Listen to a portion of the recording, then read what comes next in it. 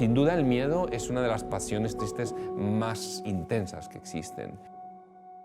A mí me gusta mucho una cita de Max Haupt que dice que lo contrario del miedo no es el valor, sino la solidaridad.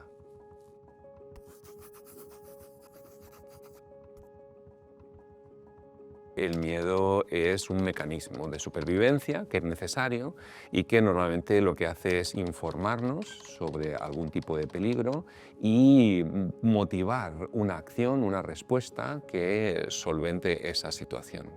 Entonces es muy importante tener en cuenta si aquello que nos está informando, aquello de lo que nos está informando el miedo es real o es fruto de algún tipo de distorsión, y también si el tipo de reacciones que estamos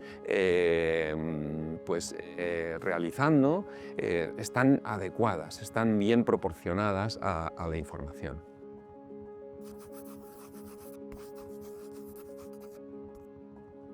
Distinguir un miedo normal de un miedo patológico, o digámoslo así, de un miedo adaptativo, de un miedo distorsionado con el objetivo de dominar, yo creo que lo mejor sería adoptar el criterio spinoziano de ver si ese miedo aumenta o disminuye la vida, aumenta o disminuye la potencia, básicamente. Y esto lo podemos ver en 4 niveles. Primero podemos preguntarnos si aumenta nuestra capacidad de conocimiento. Si es un miedo que está distorsionando nuestra visión del mundo, que está exagerando lo que hay y por lo tanto está provocando algún tipo de ignorancia, o no, es un miedo que realmente nos está informando de un peligro que está ahí. Después, a nivel de la ontología, esto es de nuestra inscripción en la realidad, podemos preguntarnos si el miedo realmente nos está ayudando a inscribirnos mejor en la realidad, diciendo, cuidado, hay este peligro, pero si lo tienes en cuenta podrás desplegarte mejor en la realidad, o no, si es un miedo que lo que hace realmente es encerrarnos, apartarnos y no está facilitando esa inscripción, esa apertura.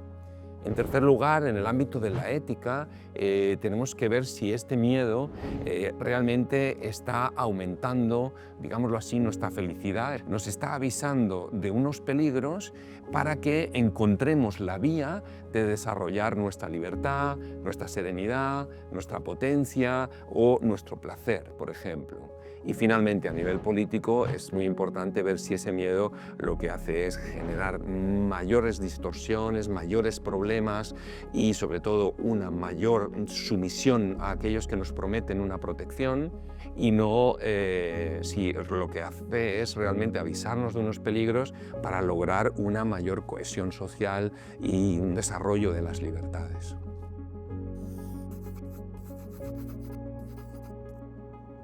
Es muy habitual como mecanismo de dominio, primero, la distorsión de nuestra visión de las amenazas, segundo, una apropiación de la potencia de la persona o del grupo al que se ha asustado, y en tercer lugar también una redirección de su odio, puesto que el miedo siempre se suele traducir en odio, odiamos aquello que nos amenaza, y una redirección hacia algún tipo de persona o grupo que distraiga o que de algún modo nos permita ocultar que estamos realizando esa manipulación. Entonces, distracción, captura y redirección.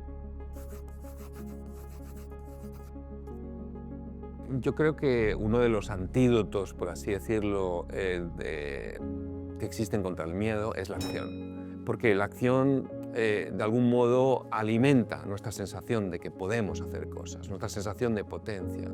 Entonces, si el miedo es aquello que nos produce impotencia, y de hecho el miedo nos paraliza, decimos, y no solo nos paraliza a nivel corporal, sino también a nivel existencial, aquel que se encierra en su casa, que dice que no va a tal sitio porque le da pereza o porque la gente es aburrida, en verdad está disfrazando, son los múltiples disfraces del miedo para quedar cada vez más encerrados, ¿no?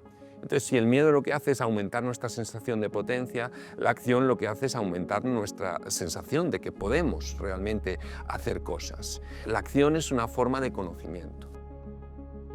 Cuando actuamos, conocemos nuestros límites, conocemos cómo está hecho el mundo, chocamos con sus resistencias, vemos hasta qué punto podemos sobrepasarlas.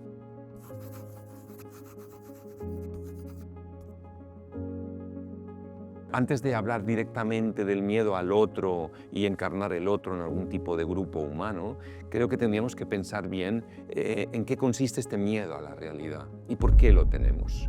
La realidad es un límite que nos duele, con sus cambios, con sus mezclas, con sus imperfecciones, ajenas y propias, pero esa realidad, además de un límite, es una condición de posibilidad.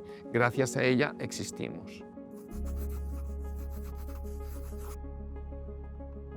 Las pasiones alegres son esenciales para luchar contra el miedo. De hecho, Spinoza consideraba que contra las pasiones tristes uno no puede luchar de forma frontal. Lo que puede hacer es intentar sustituirlas por la pasión alegre correspondiente. Si uno siente envidia y la envidia reduce nuestra potencia, pues ¿por qué? Porque nos hace sentir indignos, incapaces de llegar a lo mismo que la persona que envidiamos, pues lo único que podemos hacer es sustituir esa envidia por la admiración. ¿Por qué? Porque la admiración nos hace sentir que sí podemos imitar eso, que sí que podemos aprender eso, y eso produce una sensación alegre de aumento de potencia, ¿no? Pues con el miedo sucede algo semejante. Contra el miedo no podemos luchar frontalmente, sino que debemos intentar sustituirlo por alguna pasión alegre equivalente. Y entonces la curiosidad eclipsa el miedo. También podría ser el amor. El amor puede eclipsar el miedo, pero también está el sentimiento de justicia, la solidaridad. Es decir, hay muchísimos, digámoslo así, pasiones o afectos alegres que pueden vencer al miedo, ya sea uno contra uno o todos ellos juntos contra el miedo. Así que, sin duda, el miedo es una de las pasiones tristes más intensas que existen. Y seguramente esto está bien que sea así, porque el miedo es el mecanismo de supervivencia. Tiene que ponerse en juego cada vez que nuestra vida está en peligro. Pero también hay unas pasiones alegres que son igualmente poderosas y que pueden sustituirlo o completar ese miedo cuando se vuelve un miedo patológico.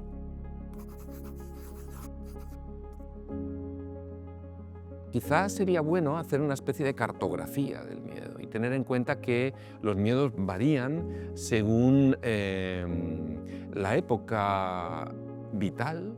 Es decir, el niño no tiene miedo a las mismas cosas que el adolescente. El niño tiene miedo a los monstruos, el adolescente tiene miedo a quedarse marginado, estar solo, no encontrarse, el adulto tiene miedo a no encontrar trabajo, perder el que tiene, no pagar facturas, el anciano ya tiene miedo a otras cosas. Los miedos van cambiando a lo largo de la vida. Los miedos también van cambiando a lo largo de las épocas históricas. Es decir, no tenemos miedo a las mismas cosas que en la Edad Media. También los miedos cambian según las culturas.